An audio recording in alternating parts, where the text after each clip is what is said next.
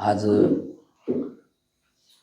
निवृत्तीनाथांची एक समाधी दिवस आहे आणि त्या निमित्तानं आपण सर्वजण या गुरुजींच्या तपस्येनं त्यांनी केलेल्या साधनेनं एक पवित्र असलेल्या क्षेत्री दरवर्षी किंवा दर महिन्याला आता मासिकसुद्धा आता सत्संग आपला चालू आहे.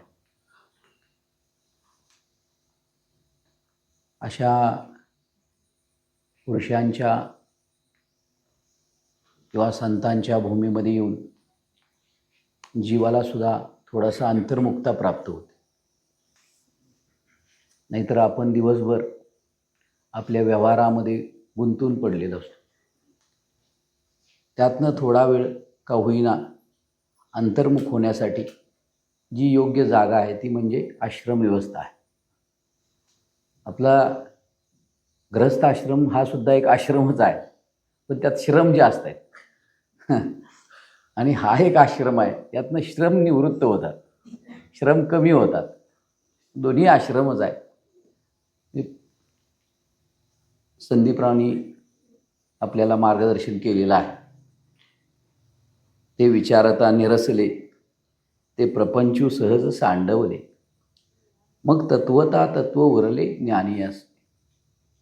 त्याच्या पुढे म्हणतात, आणि त्याच्या ठाई अस्तिक्य बुद्धी नाही, निष्कर्षू दोहीही देखील असे.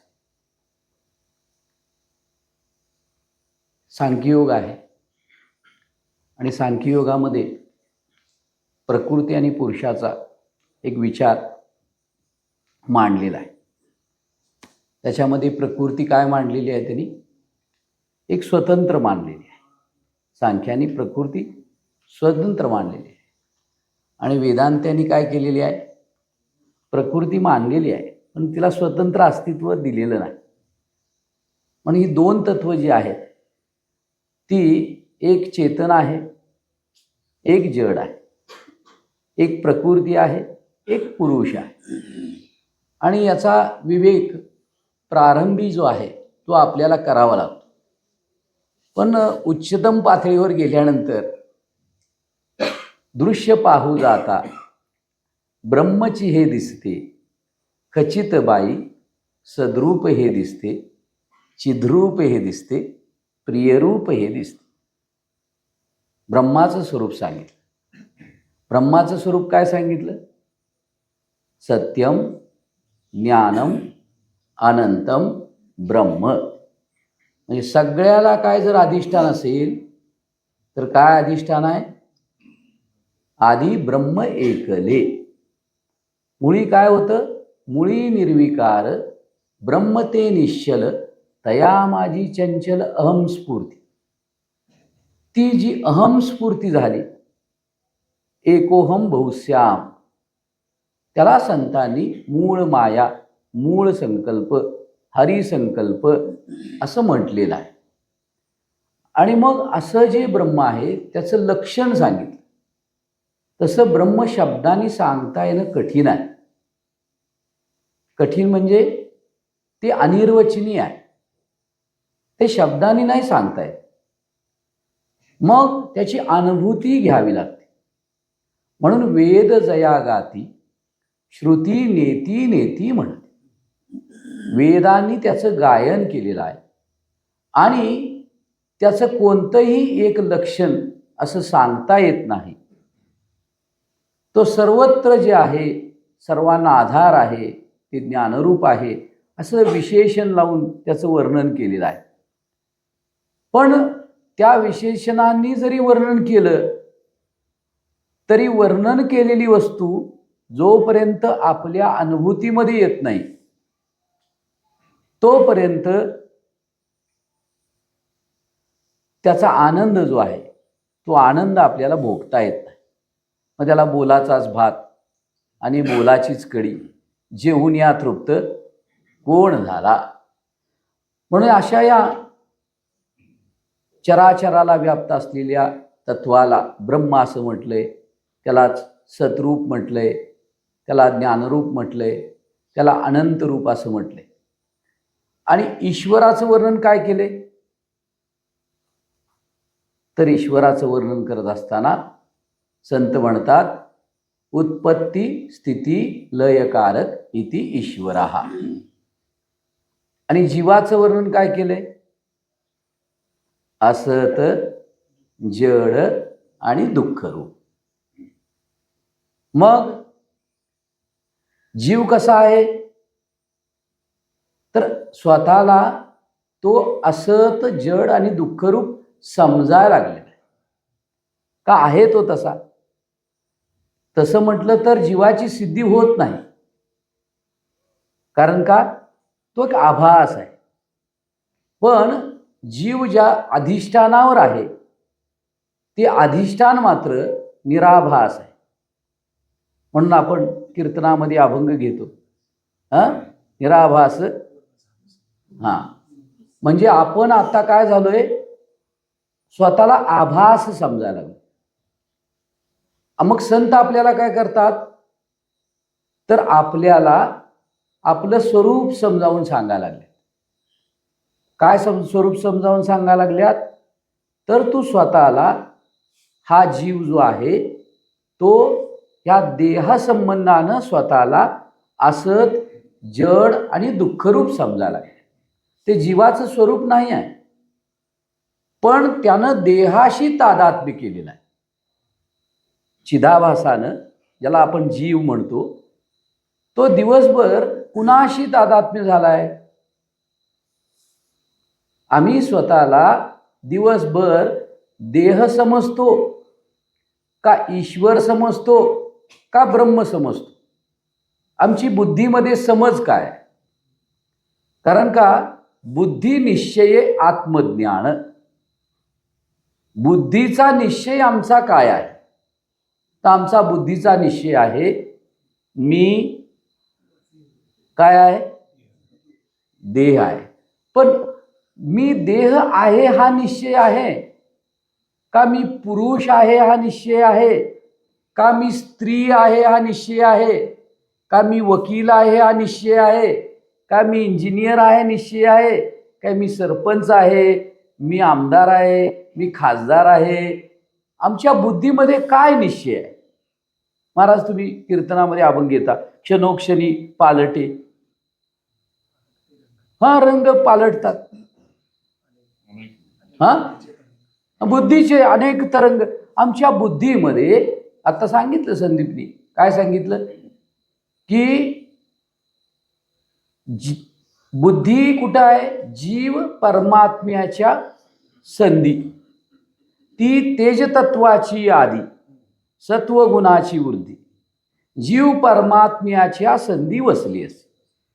जीव आणि परमात्मा याच्या संधीमध्ये आमची काय आहे, बुद्धी आहे. मग आता बुद्धीनं पुढं बघितलं आणि मागं बघितलं, दोघांमध्ये आहे, जीव आणि परमात्म्याच्या मध्ये आहे. म्हणून हरी बुद्धी जपे तो नर दुर्लभ, आणि वाचेसी सुलभ. वाचेला सुलभ रामकृष्ण आहे, पण हरिबुद्धी मात्र दुर्लभ आहे. आमची आता देहात्म बुद्धी आहे, म्हणून देह अहंकार नातीला. म्हणून बुद्धीमध्ये काय निश्चय आहे त्याच्यावर आपण कोण आहे ते ठरते. आता इथं आपल्याला सांख्यांनी सुरुवातीलाच ठोके द्यायला सुरुवात केली. तू प्रकृती नाहीस,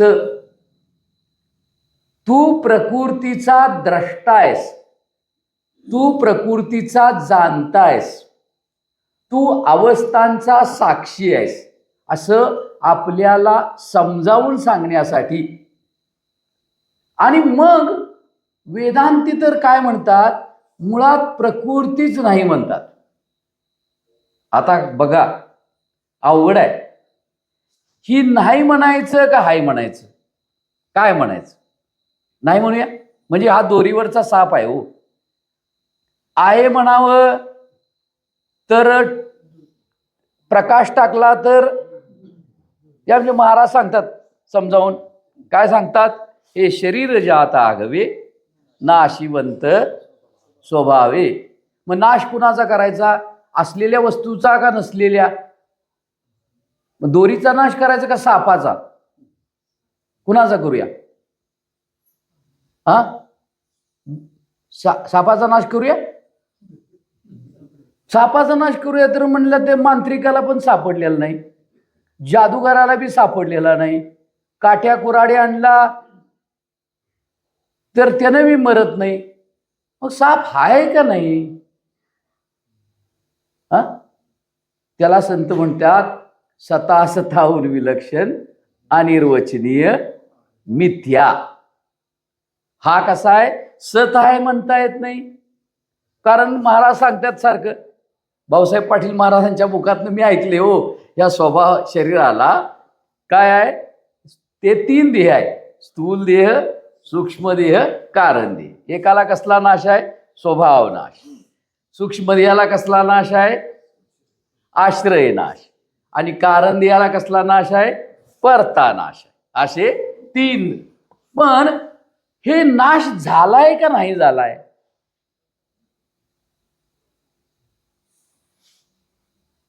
बर, नाश करायचं म्हटलं तर तो आहे म्हणून नाश करायचा का नाही म्हणून करायचा? ज्ञानाच्या दृष्टीनं नाही, पण अज्ञानाच्या दृष्टीनं साप आहे. तसं आम्ही अज्ञानी आहोत, आम्हाला अजून ज्ञान नाही, आम्हाला दोरीचं अजून ज्ञान झालेलं नाही. आणि म्हणून भ्रमातला कारण काय आहे? सामान्याचं ज्ञान आणि विशेष रूपाचं अज्ञान. बरोबर आहे ना महाराज? हे भ्रमाला कारण आहे. तसं आम्हाला ज्ञान आहे.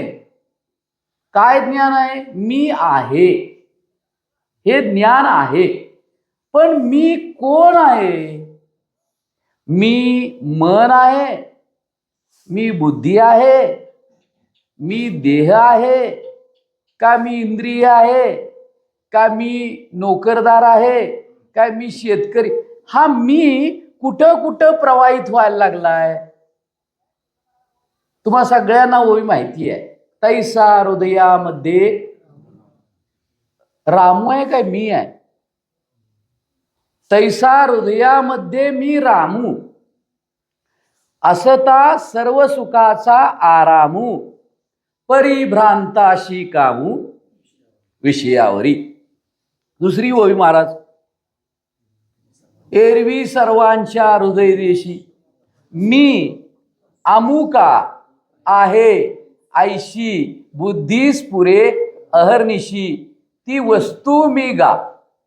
म्हणजे त्याच्यामध्ये संतांनी काय सांगितलं? 15वा अध्याय ना, 15वा अध्याय. 15व्या अध्यायामध्ये ईश्वर सर्वभूतानाम हृदय शिवार्जन तिष्ठती ब्राह्मयन. 18वा अध्याय. मग सर्व भूतांचे अंतरी हृदय महाआकाश अंबरी चिदवृत्तीच्या सहस्त्र करी उदयलासे जो. अशी आणखी एक ओवी सांगितली. आपल्या अंतःकरणामध्ये म्हणजे हृदयामध्ये मी आहे असं आपल्याला सतत स्फुरण आहे. तुम्हाला मागं आहे का स्फुरण? मी आहे असं वाटते की नाही? तुम्हाला आहे असं वाटते ना, का नाही असं वाटतं? माऊली, तुम्हाला आहे असं वाटते का नाही? मी आहे असंच वाटते ना. मग मी आहे असं वाटते हे जन्माबरोबर सहज आपल्या अंतःकरणात असलेलं स्फुरण आहे, आपल्या जन्माबरोबर. पण हा सहज असलेला जो स्फुरणाचा भाव आहे तो मुळात शुद्ध आहे, तो मुळात शुद्ध आहे. पण अज्ञानानं आवृत्त असल्यामुळे, अज्ञान त्या ठिकाणी स्वीकारल्यामुळे तो मी स्वरूपाकडे न लावता, आम्हाला स्वरूपाचं काय माहितीच नाही, तर आम्हाला जन्मापासून जे नाव ठेवलं 12व्या दिवशी तेच नाव आमचं पक्क झालं. जन्मलेल्या बाळाला नाव नाही तयाला, ठेवलेल्या नावाला ते नाव पक्क झालं. आणि इथं आपल्याला संत काय म्हणतात, तर बाबा हे शरीर स्थूल सूक्ष्म कारण हे सगळं नाशिवंत आहे, आणि म्हणून तू झुंज म्हणले कुणासाठी, नाशिवंतासाठी झुंजू नकोस. आणि आमचं तर सकाळपासून संध्याकाळपर्यंत. आणि तुकाराम महाराज म्हणतात नाशिवंतासाठी रडतोस काय, जनार्दन महाराज म्हणतात, तुकाराम म्हणतात नाशिवंत देह जाणार सकळ. हे तिन्ही देह नाशिवंत आहेत, पण झाले तर, मग झाले नाही तर मग ते कारण जे आहे ते जर राहिलं तर मग मात्र त्याला पुनरपी जन्मम पुनरपी मरणम आहे. कारण देह, संत म्हणतात कारण देह म्हणजे अज्ञान. मग अज्ञान म्हणजे काय, तर मी आहे हे आम्हाला सामान्य ज्ञान आहे, पण मी नक्की कोण आहे ह्याचं आम्हाला अज्ञान आहे. किंवा मी आहे हे मला माहिती आहे, पण विशेष रूपानं माझं अस्तित्व मी स्वतःला समजून घेत नाही. आमचे आदिनाथ महाराज सांगतात, दोडका असतो ना, ते खाली बी नसते वर बी नसते, मध्येच लोंबकळत असते. तसं आम्ही मध्येच, ना इकडे आम्हाला पूर्ण अज्ञान आहे, कारण अज्ञानाच्या ठिकाणी भ्रांती होत नाही, आणि ना लख्ख प्रकाश पडलाय, त्यामुळं ते दोरी पण दिसेना झाल्या, आणि इकडं पूर्ण अज्ञान पण नाही आहे, म्हणजे गाढ अज्ञान पण नाही आहे. अधिष्ठानावर आमच्या काय झालेला आहे, मंद अंधकार झालाय. म्हणजे आम्हाला मीच सामान्य ज्ञान आहे, मी पण अजून पूर्ण प्रकाश जो आहे त्या ठिकाणी आम्हाला पडलेलं नाही. असं मध्येच जे लोंबते, ना इकडं पूर्ण जागृती आहे, ना पूर्ण इकडे गाढ सुषुप्ती आहे. म्हणजे पूर्ण अज्ञान नाही, पूर्ण ज्ञान नाही, असं जे मध्ये आमचं जे स्वरूप आहे झाकोळलेलं, ते कुणाचं, ब्रह्माचं नाही, जीवाचं आहे. जीवाला आवरण होते, ब्रह्माला आवरण होत नाही. आपण म्हणतो सूर्य झाकला कुणी, ढगांनी. ढग सूर्याला झाकू शकत नाही, तशी माया ब्रह्माला झाकू शकत नाही. ब्रह्मावरच निर्माण होते, ब्रह्माला झाकत नाही ती. नाही, त्याला झाकली तर माया खेळ कुणावर करणार. तर त्या ब्रह्माचं या देहामध्ये असलेलं जे अस्तित्व आहे ते कूटस्थ, आणि त्या कूटस्थाचं जे प्रतिबिंब आहे तो जीव, आणि त्या जीवावर काय झालेलं आहे, मायेनं त्या जीवावर पूर्ण माऊली पूर्ण नाही त्याला झाकलेलं. पूर्ण झाकलं तर मग भ्रम कसा होणार, पूर्ण झाकलं नाही. म्हणून महाराज सांगतात, हो, एक सच्चित आनंद आणि अद्वैत आहे, आणि एक असत जड दुःख रूप आणि द्वैत आहे. त्याचं सत आणि चित्त झाकत नाही. सत झाकलं तर मी आहे असं ज्ञान आहे ना, आता चित्त झाकलं तर ज्ञान आहे ना, मी आहे अस्तित्वान आहे, आणि मला माझं ज्ञान आहे, पण ते विपरीत ज्ञान आहे. पण ज्ञानरूप असलेलं त्याचं जे अस्तित्व आहे जीवाचं, ते झाकलं जात नाही. कसं झाकलं जाईल, त्याला सगळं कळतंय ना, सगळं त्याच्या प्रकाशामध्ये त्याची क्रिया सगळ्या त्याला जाणता येतात. मग त्याच्या आनंद जे आहे, स्वरूप जे आहे, किंवा त्याचं आपण एक गृहीत धरूया की त्याच्या ज्ञानावर काय केलेलं आहे, पण संतांनी काय केलंय, ज्ञानाचं सुद्धा अज्ञानाचं सुद्धा खंडन केलंय अमृतानुभवामध्ये. मग अज्ञान आहे का नाही म्हणायचं तर, ज्ञान आहे का नाही म्हणायचं तर, कारण दोन्हीचं खंडन केलंय. मग हे अज्ञान आणि ज्ञान हे कधी आहे, तर जीवाच्या कल्पनेच्या सापेक्ष आहे. नाहीतर तसा जीव हा कसा आहे, आनंद रूप आहे, तो ज्ञानरूप आहे, आणि तो अस्तित्व रूप आहे. का तर संत म्हणतात जीवच मुळात कल्पना आहे. कल्पना अविद्या तेने झाला जीव. म्हण आम्ही कल्पनेनं जीव झालोय, आम्ही जीव नाही आहे, कल्पनेनं जीव झालोय. आणि म्हणून वारकरी संप्रदायामध्ये सारखी एक आपण प्रार्थना करतो, कल्पनेची बाधा न हो कवने. मग आता कोणती कल्पना झाली आम्हाला? कोणती कल्पना झाली? अहो दिवसभर कल्पनाच आहेत आमच्याकडे. कल्पना कशाला म्हणायचं? आमच्या बायकोला, पण तिचं नाव कल्पना आहे. आमच्या बायकोचं नाही ना हो, जीवानं अहो मुळात जीवच कल्पनेनं निर्माण झालाय. कल्पना अविद्येमुळं कल्पना केली त्यानं, स्वतःला जाणत नसल्यामुळं कल्पना केली मी जीव आहे, नाहीतर तो कसा आहे? ईश्वर स्वरूप आहे. मग ही कल्पना काढायची आहे. कल्पनेची बाधा न हो कवने काळी. कोणत्याही काळामध्ये ज्या जीवाला मी जीव आहे, मी देह आहे, मी आमका आहे, मी तमका आहे, मला जन्म आहे, मला मरण आहे, मला कर्तृत्व आहे, मला भोक्तृत्व आहे, अशी बाधा होऊ देऊ नकोस म्हणतात. आणि कल्पना कशाला म्हणायचं? तर अविद्येनं ज्याचा बोध होतो, अज्ञानानं ज्याचा बोध होतो, त्याला कल्पना असं म्हटलं. म्हणजे आम्हाला आमच्या अस्तित्वाचं भान नाही आणि अविद्येमुळं आम्ही स्वतःबद्दल मी देह आहे अशी एक कल्पना केली. काय केली?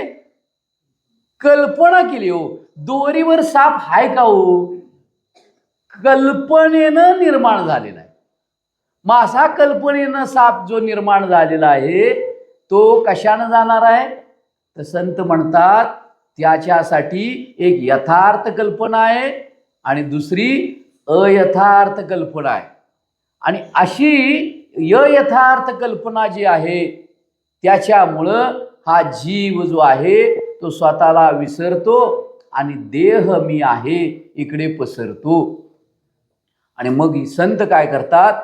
अशा या जीवाला, ही जी त्याच्याकडे जी कल्पना आहे, जी कल्पनेमध्ये तो गुरफटला गेलाय. जीव कशानं गुरफटलाय? कल्पनेमुळे गुरफटलेला आहे. म्हणून कल्पनेला काय म्हटलंय त्यांनी? जीवसृष्टी म्हटली. जीवसृष्टी कशी आहे? कल्पनेनं निर्माण झालेली आहे. मग ह्या कल्पनेला संत काय म्हणतात? दुसरी एक चांगली कल्पना द्या. म्हणजे काट्यानं काटा काढा आणि गुरुजी सांगतात तो दुसराही काटा जो आहे तो फेकून द्या, खिशात ठेवू नका, कारण तो घुसतो. तसं अज्ञान निवृत्त झाल्यानंतर सुद्धा तुम्ही मी कोणतरी आहे असा जो काही तुमच्या अंतःकरणामध्ये जी वृत्ती आहे, ती बुद्धीमध्ये असलेली वृत्ती जी आहे, म्हणजे पहिला देह मी म्हणतो, नंतर मी ब्रह्म आहे म्हणतो. पण दोन्ही कसं आहे? ते काय आहे? एक जरा काटा आहे, दुसराही काटाच आहे. एक सोन्याची बेडी आहे, एक लोखंडाची बेडी आहे. पण दोन्हीही त्या जीवाला काय करतायत? भेदामध्ये ठेवतात, जाणीवेमध्ये ठेवतात. आणि जोपर्यंत जाणीव आहे तोपर्यंत त्याला त्याच्या मूळच्या अस्तित्वाकडं जाता येत नाही. मूळचं जे अस्तित्व आहे ना, मूळचं अस्तित्व जाणीव रहित आहे. म्हणून संत म्हणतात जाणीव नेणीव भगवंत नाही. भगवंती जाणीव नेणीव नाही, भगवंताच्या स्वरूपामध्ये. मग आत्ता आमच्याकडे जाणीव आहे आणि स्वरूपाची नेणीव आहे. मग ती कुठं आहे? तर कारण देहामध्ये. कारण देहामध्ये काय आहे? कारण आहे. काय कारण आहे? तर मी स्वतःला जाणत नाही, म्हणजे माझं मला अज्ञान आहे. कारण देह म्हणजे काय? अज्ञान. आपण काय म्हणतो? कारण देह म्हणजे काय? तर जाग्रत, स्वप्न आणि सुषुप्ती. सुषुप्ती म्हणजे कारण देह, मग त्यालाच म्हणतात निद्रा. मग निद्रा म्हणजे काय? स्वरूपाचं ज्ञान नसणं म्हणजे निद्रा. मग आता आम्ही तो परमात्माची दुसरा परी अहंकार निदसुरा स्वप्नीची या ओढबारा संतोषे शिने म्हटले. हा जीव आहे ना, हा परमात्मा दुसरा आहे. दोन परमात्मा आहेत का? नाही. महत आकाश आणि घटाकाश एकच आहे. पण अहंकार निदसुरा, अहंकारानं परिच्छिन्नतेनं स्वतःला या देहा एवढा समजायला लागलाय. पण इथं तरी थांबतोय का हो महाराज? हा नाही. तिथं घर आहे, पुण्यात फ्लॅट आहे, मुंबईत फ्लॅट आहे, तिथं माझी लेकरं आहेत, अमेरिकेत पाहुणे आहेत.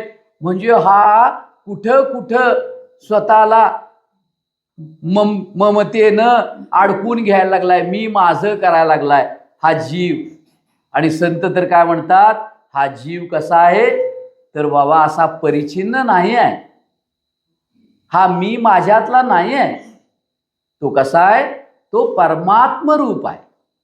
आणि असं त्याचं अस्तित्व तो विसरलाय आणि देहा एवढाच होऊन बसलाय. आणि म्हणून ते म्हणले तो परमात्मा दुसरा परी अहंकार निदसुरा, अहंकारानं मर्यादित झालेला हा जीव आहे. आणि अशा अहंकारानं मर्यादित झालेल्या जीवाला स्वतःचं ज्ञान नाही, त्यालाच कारण देह म्हटलंय. तिथं त्याची नेणीव निर्माण झाली. मग तिथं असलेला जो जीव आहे त्याचं नाव काय आहे? प्राज्ञ. आमचा परवा विषय झाला हो, प्राज्ञ का प्रज्ञ का प्राज्ञा. कारण आम्हालाही पूर्वी काय झालं, ते आज्ञा आणि आज्ञ हा शब्द मला कळत नव्हता. आज्ञ म्हणजे अज्ञानी आणि आज्ञा म्हणजे अखंड ज्ञानरूप. ते कसं काय? तर जयती आज्ञा नमस्तसे द्रयाद्राये निरंतर. जयती आज्ञा, अखंड ज्ञातता. त्या अखंड ज्ञाततेचं गुरुरूपानं असलेलं अस्तित्व, त्याचा आम्ही जय जयकार. मग आता आमच्याकडे अखंड ज्ञातता आहे का हो? प्रकर्षणे आज्ञ, प्रकर्षणे आज्ञ तो प्राज्ञ. आणि प्र शब्दाचा अर्थ दुसरा आहे अनुभव. अनुभवानं ज्ञानरूप असणं म्हणजे प्रज्ञ. पण ब्रह्मतत्व असं आहे, न अंतप्रज्ञ, न बहिप्रज्ञ, न उभयप्रज्ञ, न प्रज्ञानघन, न प्रज्ञन, न अप्रज्ञन, न अलक्ष्यम, अव्यवहार्यम, अग्राह्यम, प्रपंच उपशमम शांतम तुरीय इति ब्रह्म मन्यते. या तीन देहाच्या अपेक्षेनं त्याला चौथं म्हणता येते. नाहीतर पण हे तीन नाहीतच तर त्याला चौथं म्हणण्याचं काय प्रयोजन आहे? ते फार अवघड आहे. म्हणजे देह नाहीच म्हणायचं, साप नाहीच म्हणायचं, फार अवघड आहे. बघा, अहो थोडा ताप आला तर म्हणते प्रवचन राहू द्या, ते कीर्तन राहू द्या. आणि उदाहरण आम्ही देतो, तुकाराम महाराजांचं 13 दिवस इंद्रायणीच्या जवळ बसलेत. अहो त्यांनी काय देहाची तमाख केली नाही, त्यांनी ताप वगैरे काय बघितलं नाही, कीर्तनाला ते उभेच राहिले. पण आम्हाला थोडा जरी घरामध्ये काय झालं या देहाला तर आम्हाला हे होते. आणि अशा या नसलेल्या माई खोट्या अस्तित्वाचं हे जे आमच्यावर जे काही आता बसलेलं भूत आहे हे काढायचं आणि याला फेकून द्यायचं. काळ देहासी आला खाऊ, आम्ही आनंदानं, कारण माझं अस्तित्व जे आहे ते माझं अस्तित्व काही काळ खाऊ शकत नाही. पण माझं अस्तित्व मी विसरलोय आणि यालाच मी अस्तित्व म्हणायला लागलोय. हे नाही, हे पूर्वी होतं काय? पूर्वी होतं नव्हतं, नंतर आहे नाही, मध्ये आहे ते खरं आहे? खरं नाही. मग माझं अस्तित्व काय? माझं अस्तित्व या देहाच्या पलीकडे आहे. या देहाला मी जाणताय, या देहाचा मी द्रष्टा आहे, पण ते अस्तित्व मी विसरलोय. आणि म्हणून नासतो विद्यते भावा, ज्याला अस्तित्वच नाही त्याला भावच नाही आहे, त्याला मी भाव द्यायला लागलो. आणि ज्याचा अभाव आहे त्याचं अस्तित्व मी ग्रहण करायला लागलोय. संत म्हणतात बाबा हे शरीर आहे, हे प्रागभाव, प्राध्वंस भाव आणि काय हा अत्यंत अभाव, हे हे ते मातीला अस्तित्व आहे, पण मठाला घटाला काही नाही आहे. तसं हा देह आहे. हा देह पूर्वी नव्हता, नंतर नाही, मध्ये दिसते ती भ्रांती म्हटली. मध्ये भ्रांतीनं आम्हाला हे दिसतं आणि म्हणून ही देह सत्यत्व ही फार मोठी भ्रांती आहे आणि याचं निरसन करणं ही फार मोठी तपश्चर्या आहे. रमण महर्षी 30 वर्ष बसले होते. मी कोण आहे? आम्ही प्रवचनात सहज सांगतो, मी कोण आहे करावा विचार म्हणे ज्ञानेश्वर. ते कुणी करायचा विचार? ऐकणाऱ्याने करायचा का सांगणाऱ्यानं करायचा? कुणी करायचा विचार? फार अवघड आहे. आम्ही करतो का विचार? आपण हे आता ऐकलं, महाराजांनी सांगतात, बऱ्याच वेळा सांगतात, पाटील महाराज सांगतात, हे सांगतात, आपणही सांगत असणार, मी कोण आहे हा करावा विचार. या देहामध्ये मी कोण आहे? तैसा हृदयामध्ये मी रामू आहे काय? मी जीव आहे काय? मी देह आहे का? मी आणखी कोण आहे? कोण विचार कोण करणार? कारण जोपर्यंत आम्ही विचारूनी अहंकार सांडीचे. आणि संत काय म्हणतात? आपुली आपण करा. हे किती जरी लिहून ठेवलं इथं तरी आम्ही जोपर्यंत विचारानं याच्याशी निवृत्त होत नाही तोपर्यंत हे अस्ति जायते वर्धते विपरिणमते अपक्षीयते विनश्यते, हे आम्हाला सोडत नाही. आता वाटते की नाही जाणार म्हणून? का नाही वाटते? जाणार म्हणून वाटते की नाही? मग कोण जाणार? मी जाणार? मी जात नाही, पण वाटतंय हो, भ्रांतीनं वाटतंय हो. कारण का? मी आलोय असं वाटतंय. मी आलोय ही कल्पना आहे आणि मी जाणार ही कल्पनाच आहे. आणि ह्या कल्पनेतनं जर सुटायचं असेल तर मीच यथार्थ ज्ञान व्हायला पाहिजे. ते जोपर्यंत होत नाही तोपर्यंत आपली सोडवणूक होत नाही. आणि म्हणून आपण काय करूया? गुरूंच्या सानिध्यामध्ये जाऊया, संतांच्या संगतीमध्ये जाऊया आणि आपल्या मीचा जो शोध आहे तो आपण मीचा शोध घेऊन ही मी असलेली वृत्ती सुद्धा जिथं निवृत्त होते, वृत्ती निवृत्त झाली. आता वृत्ती आमची निवृत्त झाली का हो?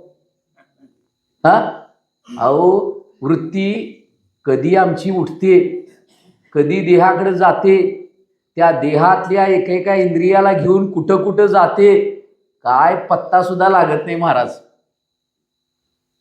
काय लागतोय? आमचे महाराज सांगतात समोर मनुष्य दिसला, समोर मनुष्य दिसला, आता मी तुम्हाला पाहिलं, तुम्ही मला ओळखता काय? तुम्ही मला ओळखता का?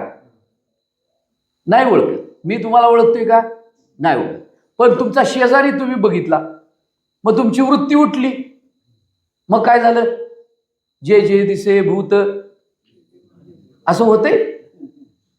होतंय का? काय होतंय मग?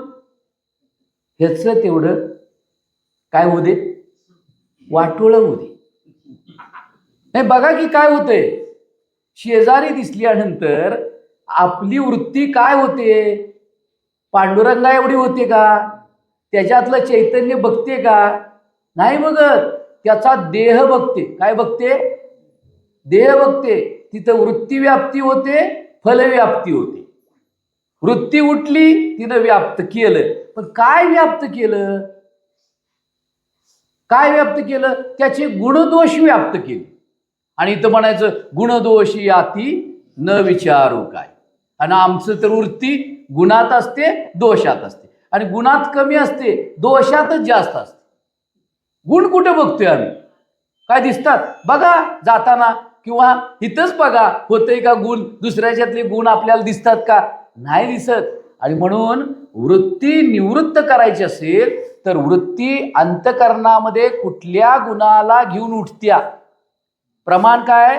तैसे अज्ञान अंगीकारे निघाली वृत्ती विखुरे, ती सत्व रज द्वारे तमही होय. ती वृत्ती अज्ञानाचा अंगीकार करते आणि अज्ञानाचा अंगीकार केला की त्याचा परिणाम म्हणून अंतःकरणाकडे येते. अंतःकरणामध्ये ती काय होते? विशेषण उपाधी घेते आणि विशिष्ट होते. त्या ठिकाणी अहंकार निर्माण होतो आणि अहंकार निर्माण झाला की मग ती अंतःकरणाच्या पातळीवरनं घसरते, ती इंद्रियांच्या पातळीवर येते आणि इंद्रियांना घेऊन मग ती विषयांच्या ठिकाणी पसरते. आता असा जीव पसरलाय. आता सुद्धा आपण इथं बसलोय, 8:15 झाल्यात.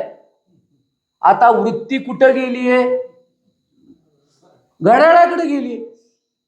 9 वाजता कीर्तन आहे आणि हे सगळं मधलं आटपायला पाहिजे असं मनात वृत्ती आता म्हणायला लागल्या. म्हणजे आमची वृत्ती आता घड्याळा एवढी किंवा जेवणाच्या ताटा एवढी अशी झालीये. आता अशा वृत्तीला त्या विषयातनं काढायची आहे. आता समजा असं जर म्हटलं की आता रात्रभर सत्संग करायचा आहे, जेवायचं नाही. का नाही? का जेवायचं नाही? कारण तुम्ही देह नाही. महाराज असं कसं? ते सांगतात की गोष्ट सद्गुरूंची सेवा करताना काय म्हणून ते मला काय दृष्टांत आठवेना. ते म्हणले महाराज जरा पाणी आणा. शिष्याला म्हणतात हो काहीतरी काम करा. महाराज तुमचं पाय कसं सोडू? जेवायचं आहे. महाराज तुमची आज्ञा कशी मोडू? तसलं हे शिष्य आहे. आता हे अहो महाराजांच्याकडे गेलो, काय प्रसाद झाला होता. काय झाला होता? प्रसाद. पण आमचे महाराज म्हणतात प्रसाद म्हणजे परसाद. पर म्हणजे परतत्व, पर म्हणजे परमेश्वर, पर म्हणजे ब्रह्म. त्याला साध घालायची, त्याला प्रसाद म्हणायचं. खीर प्रसाद नव, खोबरं प्रसाद नव, काय हे प्रसाद पेढा प्रसाद नव्हे. त्या परमेश्वराचा प्रतिसाद अंतःकरणामध्ये उमटणं त्याला प्रसाद असं म्हटले. प्रसादे सर्व दुःखानाम हानिरस्योपजा देखे अखंडित. ही प्रसन्नता देहाच्या माध्यमातून निर्माण होत नाही. ही मनाच्या ठिकाणी राहिल्यानंतर इंद्रियांच्या ठिकाणी, कारण इंद्रियांच्या ठिकाणी रागद्वेष आहेत, मनाच्या ठिकाणी संकल्प विकल्प आहे, बुद्धीच्या ठिकाणी ज्ञान अज्ञान आहे, चित्ताच्या ठिकाणी चिंतन आणि वासना आहे. आणि हे सगळं जे आहे ते मायेतलं आहे सगळं. आणि परब्रह्म हे अखंड. मी गमतीनं सांगतो महाराज, नाईकबा प्रसन्न, ज्योतिबा प्रसन्न, पांडुरंग प्रसन्न. पण हे प्रसन्नच आहेत ना अगोदर. तुझं काय? तुझं काय? तू कधी प्रसन्न होणार? आम्ही कायम अप्रसन्न. आणि परमेश्वर सदा. कधीतरी त्या देवाकडे बघितल्यानंतर, पांडुरंगाच्या मूर्तीकडे बघितल्यानंतर तो जसा शांत आहे तसा तू कधीतरी शांत व्हायला पाहिजेस का नाही? तो जसा गपचूप आहे, तटस्थ आहे, साक्षी आहे, तसा तू कधीतरी साक्षी व्हायला पाहिजेस का नाही? तो जसा कमरेवर हात ठेवून उभा आहे म्हणजे तो साक्षी आहे. लोक म्हणतात कमरे एवढं पाणी आहे. काय त्याला काय कमरे एवढं पाणी आहे आणि तो काय तुम्हाला काढाय बसलाय? पाणी आलंय आणि तो काढतो, पाणी वर चढत नाही. आता मरायला लागलायस, गटांगळ्या खायला लागलायस, अनेक जन्म तू गटांगळ्या खायला लागलायस. अरे तो तटस्थ आहे या शब्दाचा अर्थ काय समजून घे. तो कूटस्थ आहे त्याचा अर्थ समजून घे. ती वीट कशाची आहे त्याचा अर्थ समजून घे. संत म्हणतात 4 देहाची करुनिया वीट, पांडुरंग नीट उभाय. स्थूल सूक्ष्म कारण महाकारण या 4 देहाच्या 4 अवस्था, 4 त्याचे त्या ठिकाणी असलेले गुण कुठले कुठले? एक सत्वगुण, एक रजोगुण, तमोगुण आणि चौथा कुठला? शुद्ध सत्व. कुठला गुण आहे? शुद्ध सत्व सुद्धा टाकायचं आहे. ते प्रमाण काय? शांती, क्षमा, दया, त्याही नको पंढरी राया. हे सुद्धा नको, कारण अजून वृत्ती आहे. आणि जोपर्यंत वृत्ती आहे तोपर्यंत आम्ही निवृत्तिक असलेलं अस्तित्व त्याचा लाभ घेऊ शकत नाही. आणि म्हणून संत एक दृष्टांत सांगतो थांबतो. आता 500च्या नोट बंद होणार आहेत म्हणे, ऐकले. तुम्हाला काय आले काय, आले काय? आज दुपारी बायको म्हणत होती 500च्या नोटा बंद होणार आहेत म्हणून. तुम्हाला काय ऐकवलं नाही? बरोबर. मग आता समजा बंद झाल्या नोटा, समजा बंद झाल्या, माहित नाही, आज बायको म्हटली हो दुपारी, तर तुमच्याकडे 3 खिशात 500च्या नोटा आहेत. किती? 3. मग किती रुपये झाले? किती झाले? 1500. आणि खोट्या नोटा 3 आहेत, मग किती रुपये झाले? हा, किती झाले? बरं, एक 500ची खरी नोट आहे, 3 500च्या खोट्या नोट आहेत, मग किती झाले? हा, 500 झाले. म्हणजे 3 खोट्या नोटा आणि एक 500ची खरी नोट, मग टोटल किती झाले? 500 झाले. का? 3 खोटे आहेत हो. मग अशा समजा 100 दिल्या तर मग किती झाले? 500 झाले. तसं एक खरी नोट आहे आणि या 3 खोट्या नोटा आहेत. जागृती, स्वप्न आणि सुषुप्ती या 3 खोट्या नोटा आहेत आणि एक खरी नोट आहे. पण ती खरी नोट आहे की नाही, ती खरी नोट माहिती नाही आणि या खोट्या नोटाच म्हणते खरे आहेत. मग ती मोदीवर सांगतात, अरे आज रात 12 बजे से. आता संत बी ते सांगायला लागल्या, बाबा खोट्या नोटा आहेत, घेऊ नकोस. दिवसभर आम्ही या खोट्या नोटा जमवायला लागलोय रो. काय करतोय? जागृतीत हे जीव आहे ना, विषय. जागृती कशाला म्हणतात? जागृती म्हणजे पंच ज्ञानेंद्रियांच्या माध्यमातून विषय भोगायचं. आता तुम्ही जर ब्रह्म आहे समजा, राहून दे, तात्पुरतं ब्रह्म बाजूला ठेवूया. ईश्वर आहे त्याला बी बाजूला ठेवूया. जीव आहे त्याला घेऊया. आता जीव त्याचा स्वभाव आहे, ज्ञानरूप आहे, प्रकाश रूप आहे, दर्शन रूप आहे, आनंद रूप आहे. आता त्याला विषयाची काय गरज आहे? भ्रांती आहे, मी ध्येय आहे, ते जाते. त्याला जागृती म्हटले. दिवसभर आता काय आम्ही, तुम्ही कुठेतरी करत असाल, मी करत असेल, पण हे काय करायचं चाललंय? हेच करायचं चाललंय, हे ज्ञानेंद्रियाचं. मग स्वप्नावस्था कशाला म्हटली? तर स्वप्नावस्थेमध्ये हे केलेलंच सगळं काय करायला लागले? स्वप्नात बघायला लागले. मग आता जागृतीतली स्वप्नावस्था कुठली? तर हे मी माझं म्हणायला लागले. यातलं माझं काय आहे? शेती कुणाची? जमीन कुणाची? देवाची. मग माझ्या नावावर कशी? विनयानंद महाराज सांगायचे, हो घर माझं आहे, मग चावडीला फळा का भरतोस? घर तुझं आहे ना, मग चावडीला फळा का भरतोस? आणि फळा भरला नाही तर जप्ती येते. जप्ती येते ना. म्हणजे त्याला हे मी माझं हे स्वप्न पडलंय. आणि ह्याला कारण काय? तर ह्याला मी कोण आहे माहिती नाही, म्हणजे त्याला अज्ञान आहे. आणि म्हणून अशा या जीवाला या 3 खोट्या नोटांपासनं, अवस्थेपासनं काढायचं. आणि चौथा जो आहे त्याला तुरीय म्हणतात, पण संत म्हणतात या 3च्या सापेक्ष त्याला चौथी नुसती संज्ञा दिल्या, नाहीतर चौथं वगैरे काय नाही आहे, एकच आहे म्हणले. आणि सर्वांच्या मध्ये तेच आहे. पण अनेक असलं तर एक म्हणता येईल, हो दुसरं असलं तर एक म्हणता येईल, पण एकच आहे.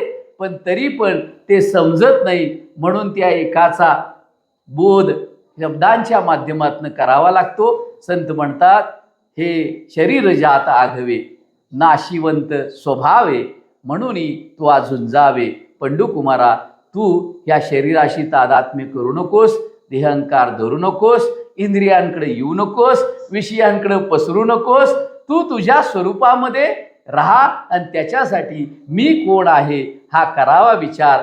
अंतकरणामध्ये जे मीच स्फुरण आहे ते मीच स्फुरण हे शुद्ध ब्रह्मस्वरूप आहे. पण ते शुद्ध ब्रह्मस्वरूप असताना अज्ञानानं ते देहाशी तादात्म्य करून हे देहंकार निर्माण होतो. मनाकडे जातं, संकल्प विकल्प करायला लागतं. बुद्धीकडे जातं, ते ज्ञान अज्ञान किंवा निश्चय करायला लागतं, चित्ताकडे जातं, वासनेनं युक्त होतं आणि जे जे कर्म करतो त्याचा अभिमान घेतं, म्हणून अहंकाराकडे येतं आणि तिथूनही ते बाहेर पडतं, इंद्रियांकडे येतं, इंद्रियातनंही बाहेर पडतं, विषयाकडे येतं. असं मीच सगळं व्हायला लागलोय. त्याला ह्या परत आता उलट दृष्टीचे पाहणे, दृष्टी माझी दृष्टी मुरविणे, पाहत्या मुळासी जाणे स्वस्वरूपासी, किंवा विषयापासून वळता वृत्ती सहजच येते आत्म्यावरती. अशी ही वृत्ती ही बहिर्मुख झालेली आहे, बहिर्प्रज्ञ झालेली आहे. ती जर अंतर्मुख झाली तर मग आपली वृत्ती जी आहे ती स्वरूपाकार होऊ शकते. आणि अशी वृत्ती स्वरूपाकार व्हावी अशी संतांच्या चरणी प्रार्थना करतो आणि वाणीला विराम देतो. सद्गुरुनाथ महाराज की जय.